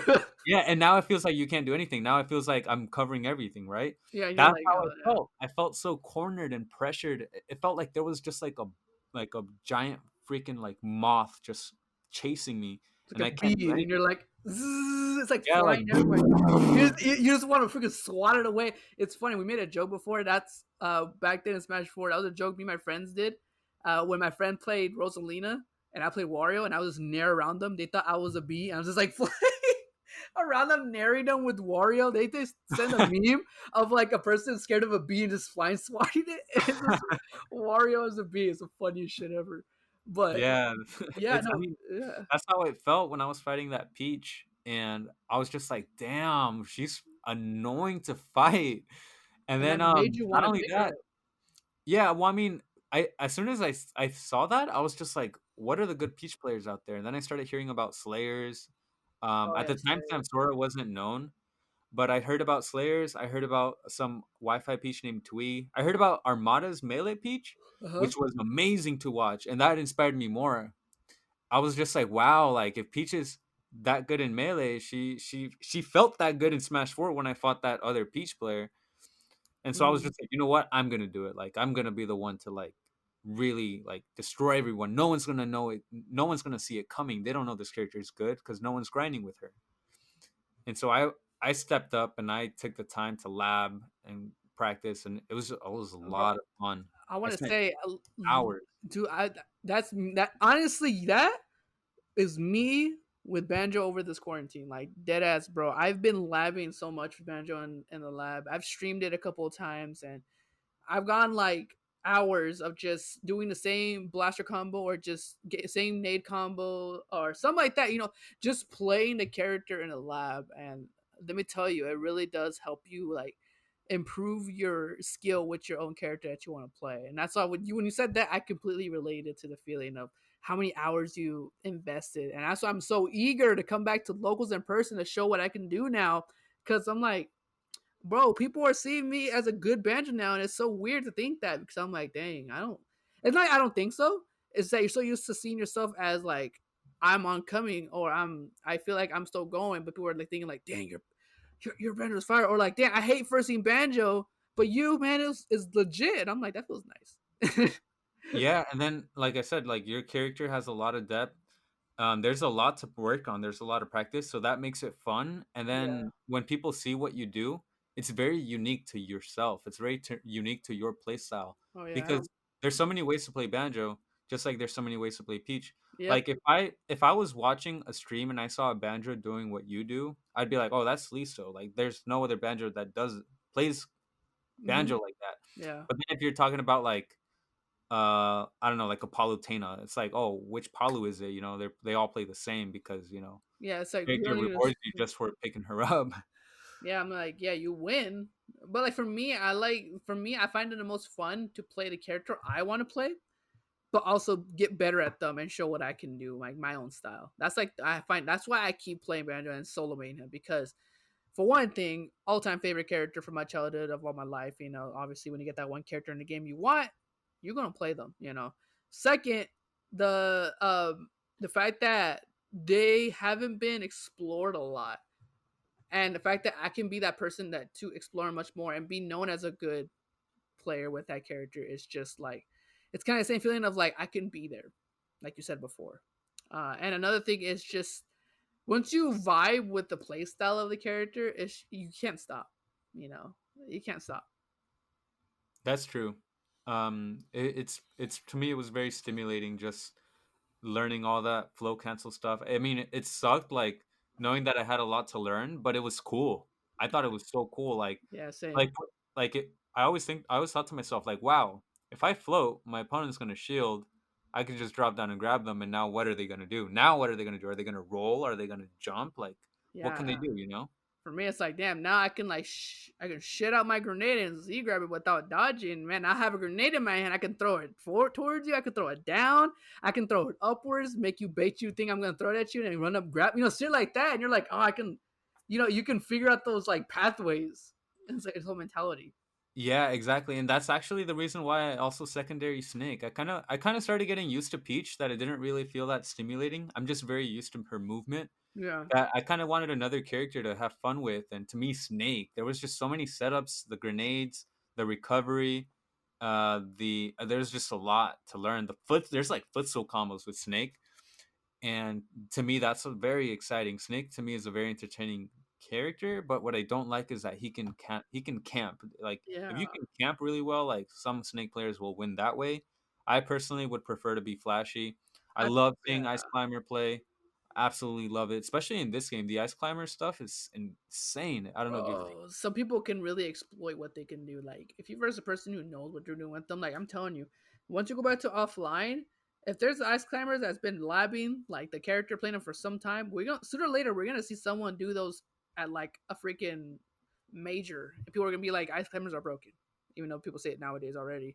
But ice climbers are broken. They're gonna see it, and then they're gonna do it like on freaking MK Leo or Sam Sora or someone well known, and people are gonna clown on them, being like, "Dang, like nerf ice climbers, like they do some crazy stuff, dude." No, yeah, but I mean, I don't think those characters deserve a nerf. Those players work hard. Those players Yeah, are pioneers. yeah, they They're are. basically inventing combos that are not meant to be in the game. It's like melee. Pretty much. It's like Pretty melee, and I like that. Like that's the reason why. That's exactly the reason why I like those characters is because they feel like melee to me. And to me, melee is the reason why I like melee so much is because of those game breaking like things that the players started taking advantage of. Wave dashing, L canceling, Mm-hmm. all that stuff to me was exciting. It was like wow. It's like they took a game and made it their own. Exactly, and that's what's It's that's like what's so great about it. it's like me. I want to take this game and make it my own by doing what I've learned to do with this character. It's kind of like also with that, and also it's like your journey with Smash is not over, not even close. You're not at the Exactly. end. There's more. There's more. It just means that there's more gold you could strike. Yeah, like sooner or later we're not gonna be able to play Smash anymore because we're our fingers are gonna be like, "Ugh," but but we can do what we can do now and complete what we want to complete and achieve what we want to achieve. Where no me you and I and so many others, our journeys aren't Smash aren't even near over. And I'm fortunate enough and honored enough to be on this journey with you, especially in our community, to get better and to do something with it, to show how much we enjoy playing this game and achieve what we want to achieve with it. Right. Right, man. Well, I want to go to our last our last section for tonight or for this podcast, which is gonna be frame one questions. I'm gonna ask you a series of 10 questions, vaguely 1 to 2 answer questions, if not short answer, very short. And I just want to get like your frame one, quote unquote, frame one response to these questions. Sound good? Sounds good. All right, yeah. So it's gonna be like I said, it's gonna be a series of questions, and I'm gonna time you. I'm not gonna give you. I'm not. I'm kind of switching it up. Cause I'm always figuring out how to do it better because for one thing, we are online, we're not in person, so it's different. But I'm just gonna time you in general and get your overall time in the end, and I'm gonna tell you what it is, and I'm gonna put you on a leaderboard with everybody else how their times are. Okay. Okay. So it's just for fun, dude. I mean, if you want to see it at Smash and get better, then go ahead. We could be on a show again. But you're like, I want to come. I want to get the run back right now. Okay, so let me see. Give me 1 second. I have it ready right here. I have a series of questions right there. Okay. But I honestly, in the meantime, like I completely agree with everything you said. And your advice is definitely gonna help one person at the very least. Also, in the meantime, while I'm preparing myself right now, I do want to give you a chance to plug yourself into what you have coming up. I know you stream and I know you offer lessons. If you want to talk about more of that, this is your time to go ahead.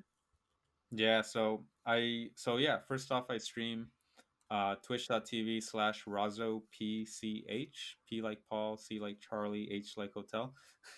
And yeah, so Razo PCH on Twitch, also on Twitter, Instagram, you name it. And I do offer lessons. So my lessons, if you go to my Twitch chat and you type like exclamation mark coaching, you'll get a link to my coaching, where you can purchase a coaching session with me. I think pricing is fair, and I think for what you'll learn and for what I can help you with, it's well worth it. So far, some of my students have actually made great progress. I want to say that some of my very first few students, one of them was Ketchup, another one was Lumbre. They've made it onto SoCal PR as a result. Mm-hmm. So yeah, I mean, if anyone's interested, hop on in. I'd be happy to help. Exactly, and I'm also a person who took the lesson too, and I can completely attest to everything you said. It's helped me tremendously, maybe in different ways than others. Because I remember you telling me that you really have a lot of glaring stuff to correct, but it's more specific mentality stuff, which made me feel good. Because I was like, "Damn, shit, am I that fired? Okay." But it's something that can really help you out a lot, and I implore anybody who's listening right now to take advantage. Like, how much is it? $20, right? It's like on average, like I have different options. You have different options. Pod Yeah. review, we could have a conversation, or we could play. It's like average like 20-25 bucks Exactly. per hour. That's a steal right there. And plus, nowadays online, he'll give you a Google Doc or Microsoft Word document, whatever he prefers, of notes of your lesson, so you can always have it with you forever and always look back at it. He's that good at it, y'all. Y'all don't want to miss out on this.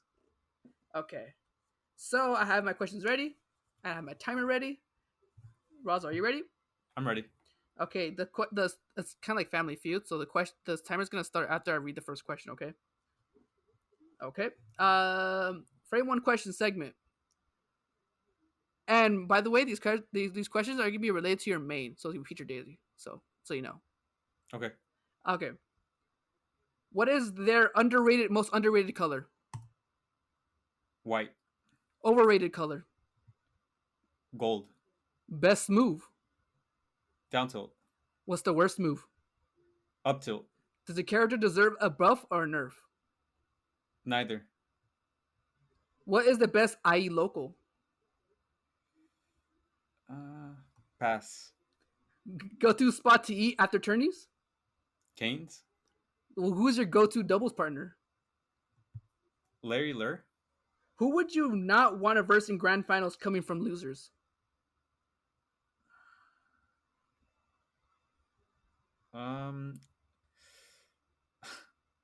Lumbre. And what is the best IE local? BYBD. Ooh, good choice, dude. You zoomed through those, man. Nice, dude. Dude, that was sick. That was sick. How do you feel? How do you feel? Pretty good. Dude, those are some good answers. I was actually you actually threw me for a loop because you said, "Does your character deserve a buff or a nerf?" You said neither, and I was like, I had the follow up question and be like, "Why?" And I was like, It's because if she were to get a buff, like she would get a nerf right away just because she becomes that good. Like I think she's fine. I think honestly, like here's the thing about tier lists. "Yeah, Like tier lists right now, they're based on a lot of it is based on accessibility. Like yeah." How easy is it to play the character? Really, you want to pick up? yeah, like you see Wolf on top just because he's well rounded, but like as far as potential, I think Shulk, Peach, and like who knows, like Shulk, Peach, they might be at top five, and Yeah. I think Peach is at least probably top five based on potential. I don't think she needs a Mm. buff. I just think the players need to work hard. That's it. Oh, good perspective. I like that. Yeah, And because I a mean, lot of if I people. can be as consistent and beat as many PGR players as I have, and so can Samsora and Mutays, then what? Who's not to say that any other Peach player can't do that? They could definitely Exactly. do it. They just got to put in the work. You know, we grinded. You got to put in work. You got to learn. Yep. They weren't born being good with Peach, man. Yeah, I mean, Peach wasn't meant to come out of the box like that. You know, Yeah, exactly. gotta, You we kind gotta of work. you learn in it. Yep. Um, you said your let's see, go to doubles partner Larry Lur. Why Larry Lur? I would team with him here and there, and he he's really good. He knows what he's doing. He's very consistent. He plays doubles almost like it's singles, but somehow still like makes it work in doubles. Interesting. We have like a combo synergy where he down throws, and you know how his down throw sends opponents kind of low to the floor. Yeah, with Wolf, right?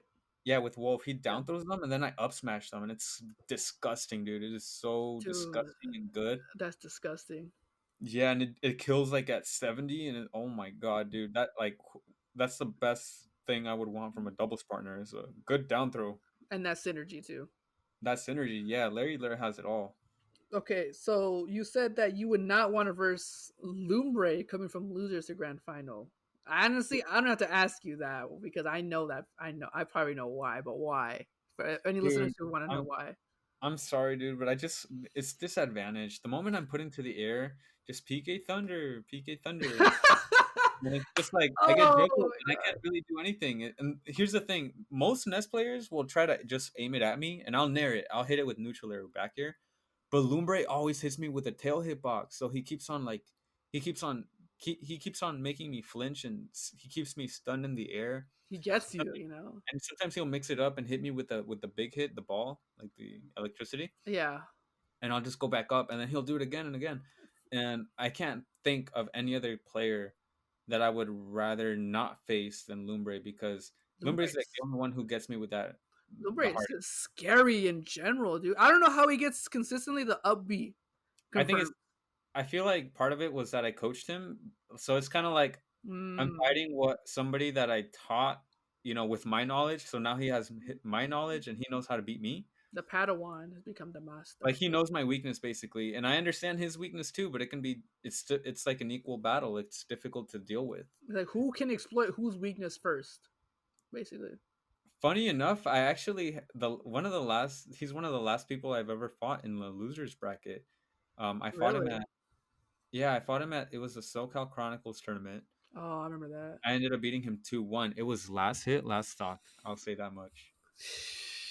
Sheesh. I imagine if I could see Lumbre quote tweet this and be like, dang, at this point he said that last hit last thought, he's gonna say everything. I was kidding. No, but I can imagine that because y'all are both amazing, amazing players. Yeah, he's a great player, dude. I Honestly, think he can be he leveled up into Smash Ultimate. From Smash 4 to Smash Ultimate, he definitely leveled up. Maybe it's because his skill, or also people say that because Ness got way better in his game as well. Who knows? But all I know is that he's a great player and deserves the recognition. Kind of wish I Oh could see yeah. him stream more, but yeah. Okay, so y'all, and one more thing. Let's see. You said go to spot to eat after tourneys. Raising Canes. Tell the people why Razo is Canes the best place after locals. It's good.